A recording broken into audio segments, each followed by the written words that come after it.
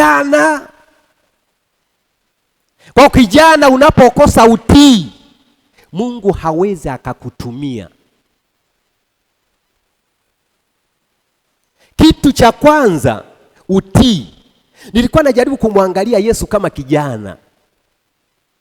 Wafilipi sura ile ya ngapi? Ya 2, mstari wa ngapi? Wa 5.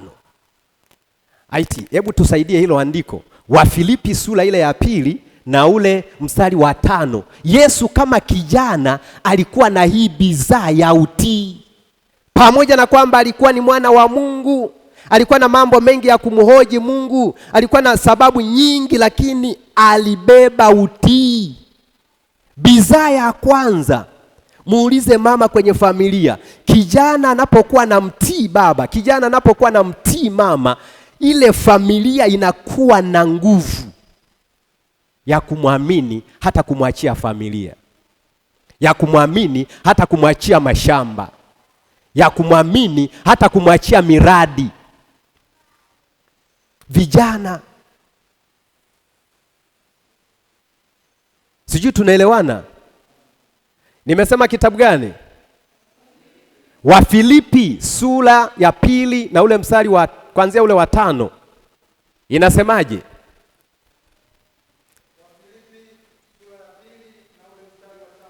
Ehe.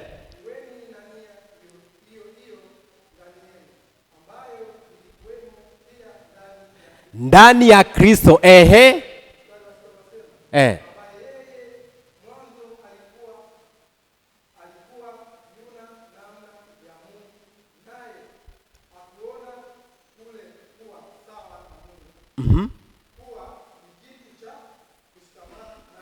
Sawa. Rudia. Alijifanya. Naam. Akatoa namna ya kama mimi mtumwa.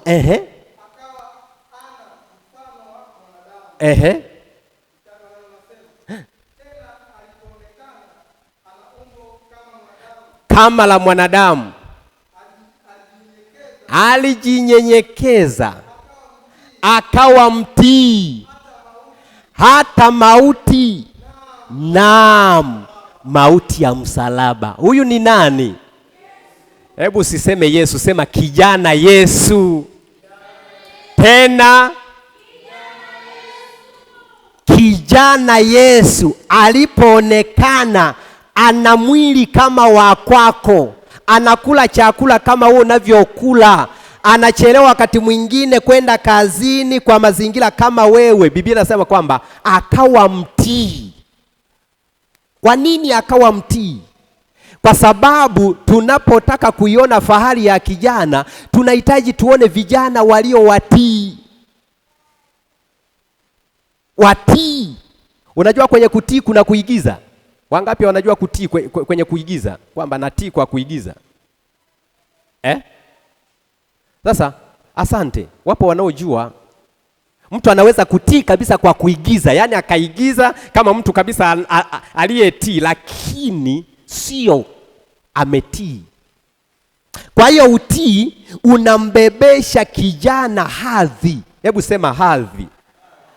Yaani utii wako unamfanya Mungu akuwekee taji za kutosha, kwa sababu utii unasafisha ile njia. Hata kama kuna watu hawakuelewi, kwanza ukimtii Mungu, Mungu anasafisha ile njia. Neno kusafisha, nani kaichafua?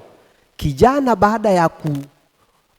baada ya kuingia kwenye uovu, njia ya maadili iliharibika, ilichafuliwa.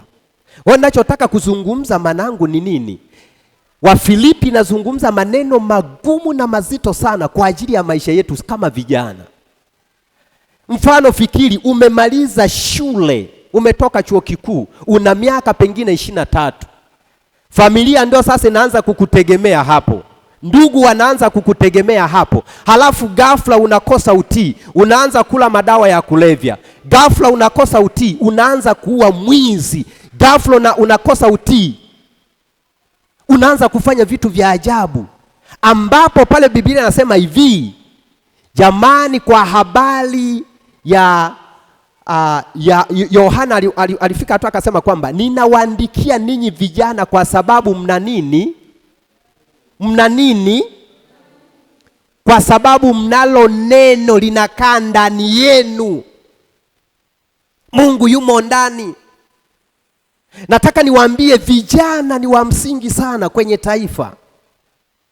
Lakini zaidi vijana ni wa msingi sana kwenye kanisa. Sio swala jepesi. Nilikuwa najaribu kuangalia hata taifa la Israeli. Wakati Mungu anawaandaa vijana, walikuwa wanatengenezewa mazingira kwanza. Ukishafika tule umri anapelekwa vitani, anakuwa anaenda vitani. Kwa maana yake ni nini? Anatengenezwa namna ya kuilinda nchi yake. Anatengenezwa namna ya kuilinda familia. Anatengenezwa namna ya kulilinda kanisa. Kwa sababu kijana akiwa na ule utii, Mungu anaweza akamtumia kwa viwango vikubwa sana. Vikubwa sana. Utii ni kitu cha msingi na cha muhimu. Ndicho kilichobeba baraka. Hebu msikie Mungu anavyosema hivi: mkikubali na kutii mtakula umaskini wa nchi. Si inasema hivyo Biblia? Inasemaje? Muulize kijana uliye nao, ushawahi kula mema gani ya nchi kwenye hili andiko la kutii? Mkikubali na kutii mtakula mema ya nchi. Kumbe hata yale mema ya nchi ambayo kijana anayatafuta usiku na mchana ili yawe baraka, ni lazima amtii mwenye mema.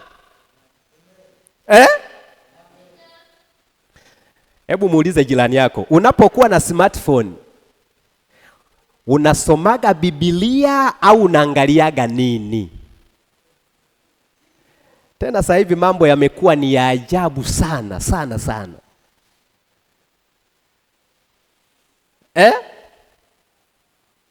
Side kama side.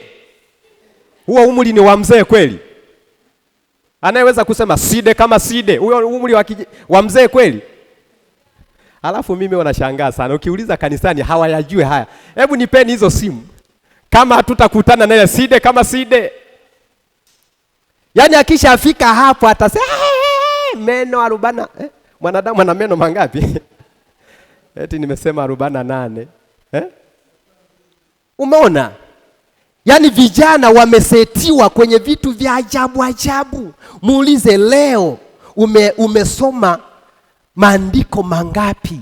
Au umesikiliza mahubiri mangapi? Au umesikiliza kwaya ngapi? Kuna kingine kipo kinini? Ukitoa side kama side. Huko nyumbani hamna. Kasongoe. Unakuta mtu anajenga baharini. Alafu wimbo kasongoe. Umeona? Mzee uwezo ukamkuta pale. Alafu sasa fikiria, kama kijana yuko kwenye yale mazingira, kitakachomjaa ndiyo njia yake itazidi kuwa chafu.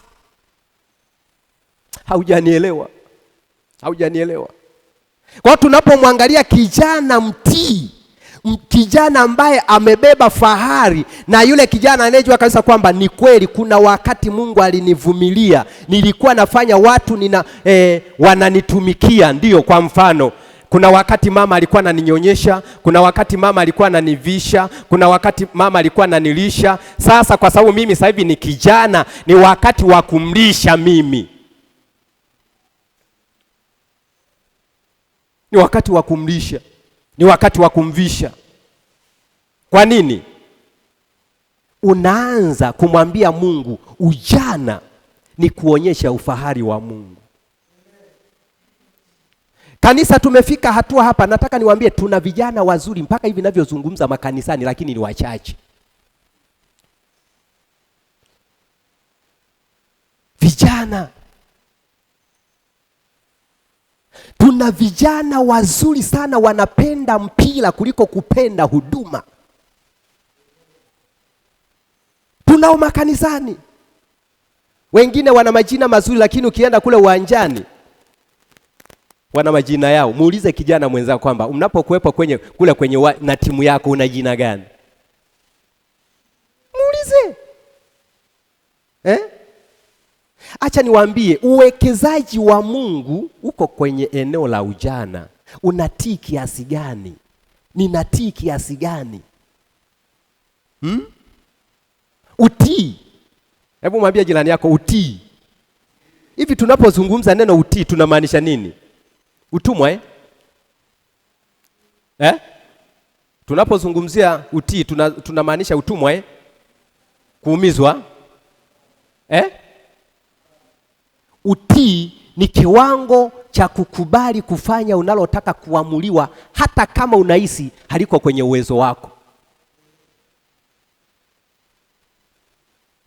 Hebu ngoja niwaambie hivi, kuna wakati mwingine tunawalazimisha vijana tuwaone site, lakini Mungu anataka kabla ya kuingia site tuone utii huku. Hebu mwambie jirani yako, unamjua Daudi wa kwenye Biblia?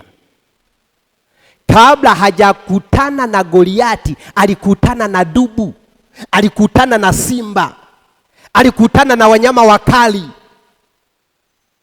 Kwa mfano kama sasa hivi Mungu anaandaa vijana kanisani, anasema mimi sihangaiki, nikiwa kiongozi ndio watanijua. Mungu aanzi yani anakuandaa kabla haujawa kiongozi.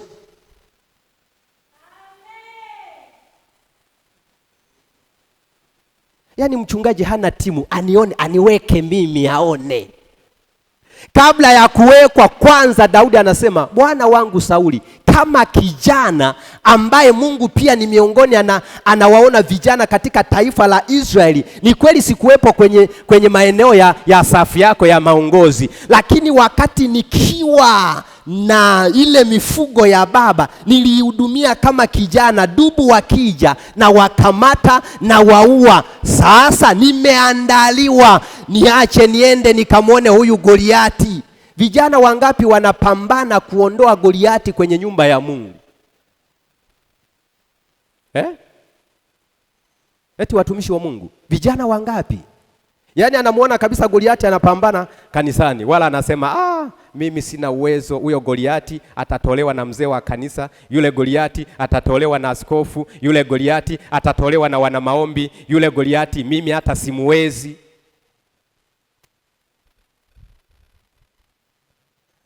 Nataka nikwambie mtoto wa Mungu, wewe ni wa pekee sana.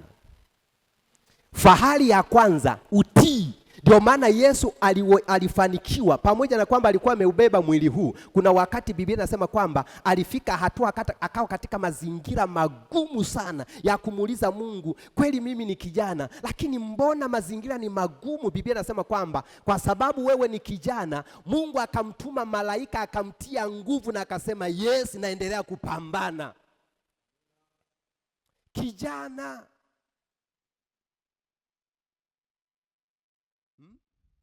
utii.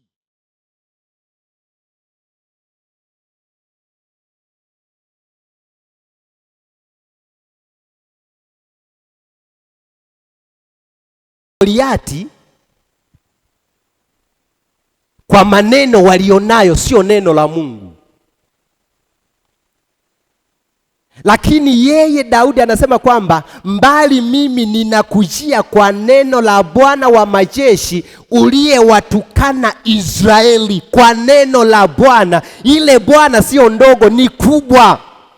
Alipigana na Goliati kwa neno la Mungu. Vijana wangapi wanapigana na shetani? Vijana wangapi wanapigana na mfumo wa dunia kupitia neno? Vijana wangapi?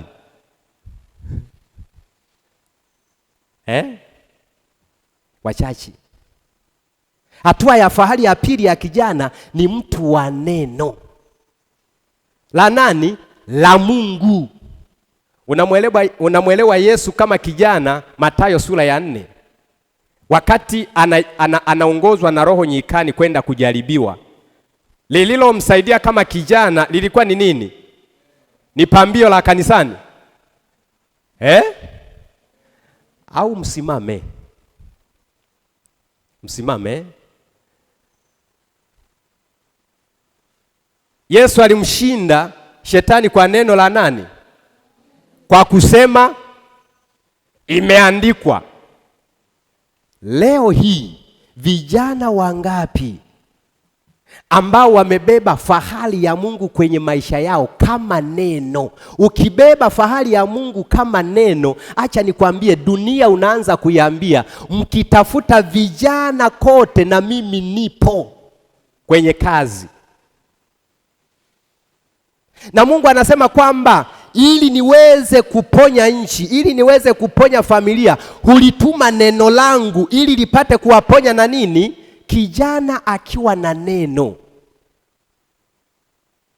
Kijana akiwa na nini? Na neno. Sijazungumzia akiwa na nafasi kazini. Sijazungumzia akiwa na maisha mazuri. Sijazungumzia akiwa na marafiki wazuri. Sijazungumzia kijana akiwa na baba na mama, yeye sio yatima, naishi maisha mazuri. Sijazungumzia hayo. Sijazungumzia kwamba, nazungumzia kijana mwenye neno la Mungu. Neno, kwa sababu kitakachoongoza maisha yako sio elimu ulionayo. Elimu ni kichocheo tu. Ni kichocheo. Lakini jambo la pili inahitaji kwa kijana huyu tunayemzungumza, fahari ya kijana mtumishi ni mtu mwenye neno. Ni mtu mwenye neno.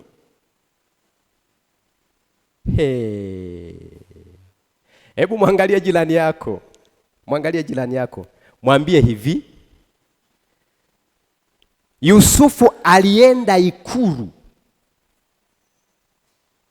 kwa nguvu gani? Hebu naomba tusimame.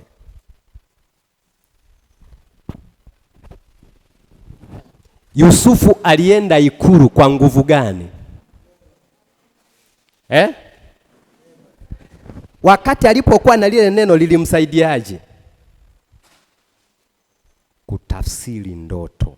Kuna mtu anaota leo ndoto, hana neno la kutafsiri, anaishi kwenye shida na changamoto. Wakati kuna watu wanahitaji, kwa sababu huyu mtu alikuwa na lile neno lilimsaidia.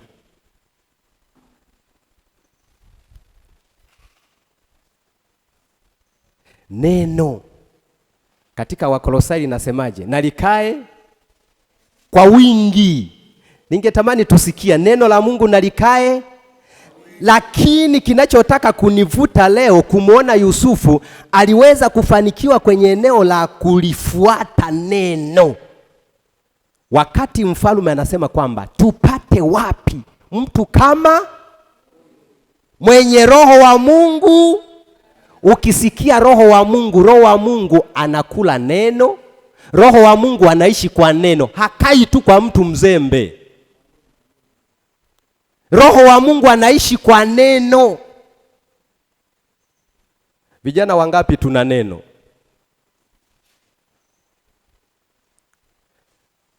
Mfalme unajua anauliza neno gumu sana. Hivi tokee leo aseme rais wa Zanzibar Hussein Ali Mwinyi daktari, tupate wapi mtu kama huyu? Unaelewa nini? Maana yake kwa hawa zero tupate wapi mtu kama huyu?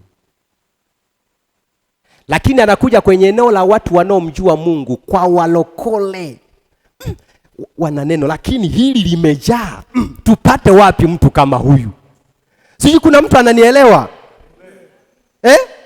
Yaani ifike hatua pale nyumbani, pale kwa mama na mama ulipotoka kwenye ukoo, tupate wapi mtu kama huyu? Mwenye nini?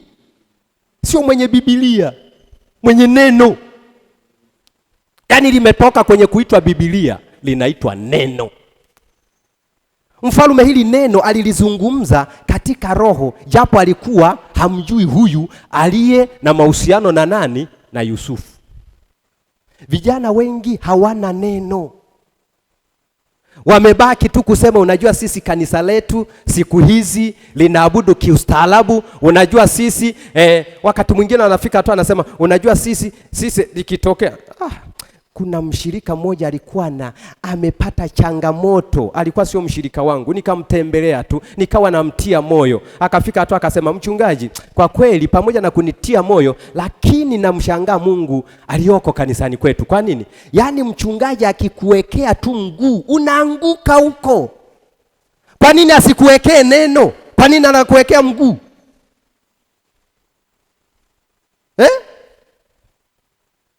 Na mimi nikamwambia, anazungumza hivi alafu ananuka sigara. Nikasema jamani, tupate wapi vijana wenye neno ambalo lisiitwe tu neno, ifike hivi. Unaelewa nini Mungu anaposema kwamba Mungu wa Elia, walimuona Mungu ndani ya Elia kupitia neno, akatamka ikawa.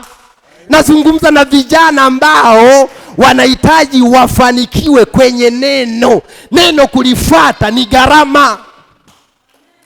Neno kufuata ni gharama. Wenye kulifuata neno lake manake ni nini? Neno limetangulia, wao wako nyuma. Kama vile Mungu alivyokuwa anaonyesha umuhimu wa neno kwenye eneo la ufugaji kwenye nchi ya Israeli. Mchungaji wa kondoo, wa ng'ombe, wa mifugo alikuwa anatangulia mbele, halafu kondoo ndio wanaokuja. Tofauti na mchungaji wa Kisukuma, yeye yuko nyuma, ng'ombe ziko mbele. Tofauti na mchungaji wa Kimasai, yeye yuko nyuma, lenyewe ziko mbele. Yesu anasema akilifuata neno likiwa mbele, yeye akiwa nyuma. Nazungumza na kijana ambaye anaandaliwa na Bwana. Ni jinsi gani kijana alifuate neno. Badala yake sasa hivi watu wanalazimisha neno liwafuate, badala neno alifuate. Kama neno neno litakufuata, hautakuwa na maisha mazuri duniani. Utabaki kusikia matendo makuu ya Mungu na kuwaita watu mafilimason na kuwaita watu, lakini nini? Neno lilete neema. Asante, naomba tukae. Neno lilete neema. Neno litutengeneze. Ukiwa na neno, tafsiri yake ni nini? Biblia inasema Petro akamwambia Bwana, kwa neno lako ninalifuata, linitangulie mpaka kilindini. Neno likatangulia, samaki wakaingia. Biblia inasema alipofika kwa Yesu akasema, ninayaona matokeo ya neno, mimi ni mwenye dhambi. Naongea na mtu, siongei na watu walioko kwenye dini. Naongea na watu wenye wokovu, waliombeba Yesu na neno likiwa mbele yao. Petro aliruhusu siku moja, alienda baharini akiwa hana neno. Anaenda na taa ya mafuta, anaenda na mtumbwi, anaenda na nyavu, hana neno. Ndivyo unavyoenda kazini, umeajiriwa, huna neno. Ofisi unaambia kila cha kwako chote haka unamiliki bila neno. Shida inapoanza kutokea, ndipo sasa unamfuata mwenye neno. Huku anasema si ulitangulia mwenyewe. Ungenitanguliza mimi ofisini, haya ningeyamaliza. Uko ofisini unamaliza mwaka wa kwanza, haujawahi kufunga na kuomba kwa ajili ya ofisi ili Bwana atawale pamoja na yule bosi aliyoko pale. Neno. Unataka huduma, Mungu akupe huduma, iwe ni ya maombi, iwe ni ya kuhubiri neno. Mwingine anasema mimi siko tayari nifunge na kuomba niwe kama njiti. Acha nikwambie, tutakuwa njiti tukiwa na neno. Unaogopa ndugu yangu, wewe nenepa, wewe konda. Tukifika pale vile vinini tena, mimi huwa nazungumza kwa neema ya Mungu, sisi tulio wembamba hatutapata shida sana, kwa sababu wale funza wanakula haraka haraka unaondoka. Lakini wewe mwenzangu mnene, funza zinaitana na ukoo. Jamani, leo limeanguka huku njoni, tuna miaka 2 ya kumeza tu. Wewe unajihurumia. Yesu mwenyewe anasema kwamba kama mnaweza mkaangalia wakati amefunga siku 40, Biblia inazungumza hata kutembea kwake kulikuwa kunaleta changamoto, shida. Kwa nini? Alikuwa analitafuta neno liendelee kumwongoza, sio neno limfuate.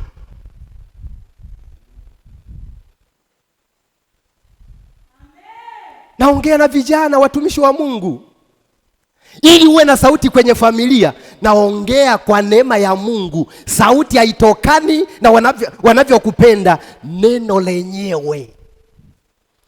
Mzee, leo uko hapa. Neno likikaa kwa wingi, hakuna kikao kitakachofanyika mpaka wakuite. Nisikilize Daudi, neno la Mungu linasema kwamba mwenye neno mpaka aje ndipo tukae. Hakuna mtu wa kukaa.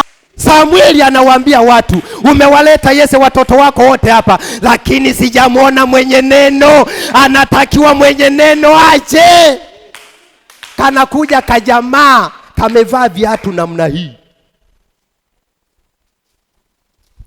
lakini kamebeba neno. Alafu samani, kiti chako hiki hapa. Wewe acha nikwambie, wakuite haijulikani, halieleweki. Neno likikaa watasimama wakusubirie. Neno likikaa watasimama wakuite. Neno likikaa watasimama wakwambie, bosi samahani, ninaomba ushauri wako. Watakwambia samahani, naomba nilime hapa. Watakwambia samahani, ninaomba ng'ombe 5 tu mwaka huu angalau nikanywe maziwa. Watakwambia samahani, ninahitaji karo ya mtoto. Neno la Mungu.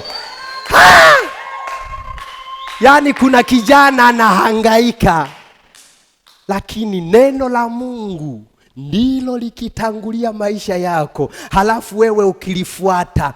Biblia inazungumza yoyote atakayesema nywe, Mungu atasema nyu. Neno atakaye kubariki itambariki, atakaye kulaani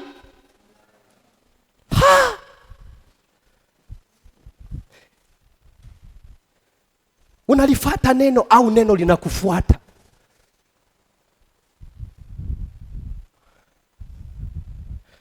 Huu utumishi huu mpaka neno litangulie. Ukilitangulia, yani wewe neno likiwa nyuma alafu wewe ukatangulia, unakimbia mapema asubuhi. Sema asubuhi.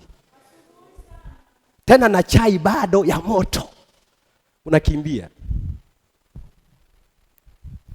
Uwe na uwezo, una milioni 500 kanunue maeneo, jenga jengo. Una milioni 500 kanunue gari lolote, lakini kama neno halitakuwa mbele yako, Biblia inasema kwamba hiyo njia haitapitika, Mungu hatapita.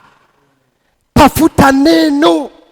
Neno la Mungu nalikae kwa wingi. Vijana wengi hawana neno la Mungu, ndio maana wanaishi maisha ya wivu. Hebu sema wivu.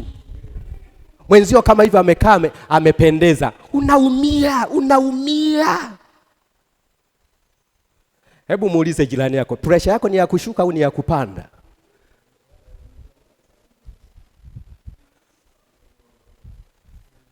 Yaani mwaka huu siuelewi kwa nini? Fulani unajua amefanikiwa. Kuna siku moja nilikuwa nazungumza, nikahisi moyo kama unatoka. Sasa wivu.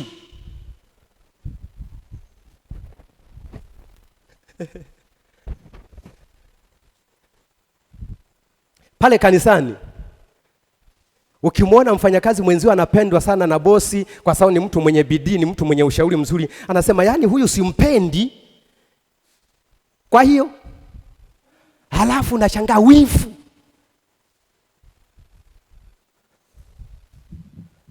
Yani huyu kanisani jamani, yani wanamwangaliaga yeye tu, yani yeye tu.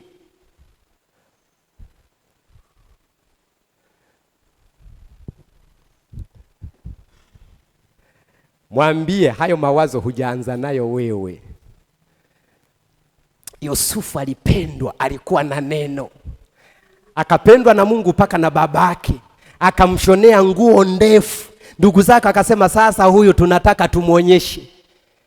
Hebu mwambie wenye wivu wapo, lakini ukiwa na neno watakuja kukusujudia na kukwambia tunaomba utusaidie. Mwambie ni time tu, ni muda. Na ndio maana wanazungumza chunga sana. Mungu anazungumza hata katika neno lake kwamba yani wale wamchao Mungu anawazunguka vizuri sana. Neno, vijana tunahitajika tuwe na neno. Kijana mwenzio akioa ndio kwanza useme wao, lakini wakati mwingine anaoa unaona kabisa hata zile step anaenda kumpa zawadi, yani kama kachanganyikiwa. Akitoka hapo hae wivu. Sema mbaya. Fulani sasa hivi amejiajiri, anakaduka kaka, anasema hebu niende. Wakati mwingine huna vile vifuta vidogo, kumbe ameenda kuchungulia umbea. Mafuta gani yanaitwaje? Kachupa kadogo hivi, anakusumbua, kumbe amekuja kuchukua umbea. Watu wasio na neno. Hebu mwambie chukua Biblia yako kabla mchungaji hajakasirika. Chukua Biblia yako, soma kile kitabu cha Matendo kile kitabu cha Danieli. Kama unafikiri natania, kitabu kile cha Danieli sura ya 6.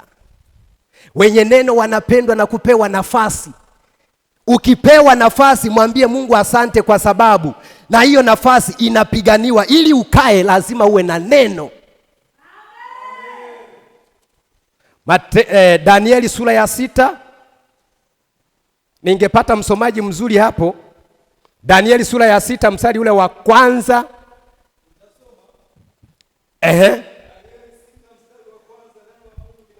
Ndio.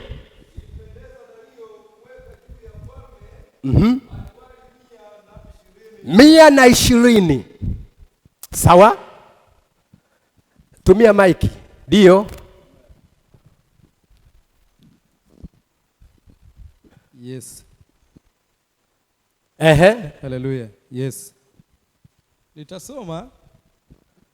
Hallelujah. Nitasoma. Ilimpendeza Dario kuweka juu ya falme maliwali 120 wawe juu ya falme yote, na juu yao akaweka wakubwa 3, na Danieli alikuwa mmoja wao. Ili maliwali hawa wote hesabu kwao mfalme asipate hasara. 3 inasema basi Danieli huyo alipata sifa kuliko wakubwa na maliwali. Inaendelea kusema kwa kuwa roho bora ilikuwa ndani yake, naye mfalme akaazimu kumweka juu ya ufalme wote. 4 inasema basi mawaziri na maamili wakatafuta sana kupata sababu ya kumshitaki Danieli kwa habari za mambo ya ufalme, lakini hawakuweza kuona sababu wala kosa, kwa maana alikuwa mwaminifu, wala hakuonekana kosa wala hatia ndani yake. 5 inasema ndipo wale watu wakasema hatutapata sababu ya kumshitaki Danieli huyo tusipoipata katika mambo ya sheria ya Mungu wake. 6 inasema basi wale mawaziri na maliwali wakakusanyika pamoja mbele ya mfalme, wakamwambia hivi: Mfalme Dario, uishi milele. Mawaziri wote wa ufalme na manaibu na maamili na madiwani na maliwali wamefanya shauri pamoja ili kuweka amri ya kifalme na kupiga marufuku ya kwamba mtu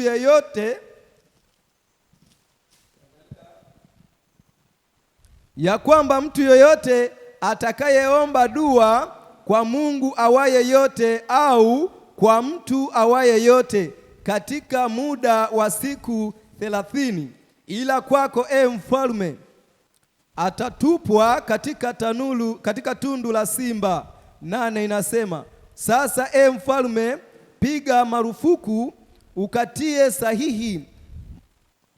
sahihi maandiko haya yasibadilike kama ilivyo sheria ya Wamedi na Wajemi. Soma mstari wa 10. 10 nasema, hata Danieli alipojua ya kuwa yale maandiko yamekwisha kutiwa sahihi, akaingia nyumbani mwake na madirisha katika chumba chake. 13 inasema, nitasoma 13 inasema, basi wakajibu wakasema mbele ya mfalme, yule Danieli aliye mmoja wa wana wa wale waliohamishwa wa Yuda hakujali wewe mfalme, wala ile marufuku ulioitia sahihi, bali aomba dua mara tatu kila siku. 14 nasema, basi mfalme aliposikia maneno haya alikasirika sana, akakaza moyo wake ili kumponya Danieli, akajitabisha kumwokoa hata jua likachwa. 24 inasema, mfalme akaamuru, nao wakaletwa wale watu waliomshitaki Danieli, wakatupwa katika tundu la simba, wao na watoto wao na wake zao, na wale simba wakawashinda, wakaivunja mifupa yao. Asante. Amen. Nataka nikupe habari ya kijana aliyekuwa na neno. Wambea kazini wapo, lakini usishughulike nao. Wambea kazini wanaweza wakakupa hata jina. Nakumbuka kama mwanafunzi niliyekuwepo shuleni, kuna wakati mwingine sisi kama wanafunzi tulionekana kuwa ni wambea. Kuna wakati kama mwalimu ukiwa umpendi unamtafutia jina ambalo sio la kwake. Lakini nataka nikwambie pia, hata hapa Danieli Biblia inasema kwamba wambea wakainuka. Ukiwa na neno sehemu yoyote, Mungu anakupigania. Ndio baada nazungumza, vijana wenye neno ndio wanaohitajika, sio vijana wenye majungu.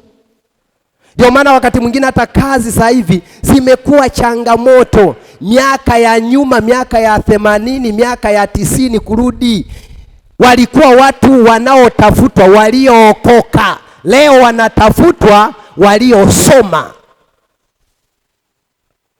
Hujanielewa? Kwa sababu CV za mtu aliyekuwa ameokoka, hata kama ukimsingizia wala hanuni. Hebu muulize jirani yako, ushawahi kumnunia mtu? Umesikia tu amekusema vibaya alafu na ukanuna? Muulize. Danieli akununa, akasema okay, lengo lao ni nini? Nafanya kazi vizuri. Na ndio haya tunaoyataka. Kama unapewa kazi ya Mungu, fanya vizuri.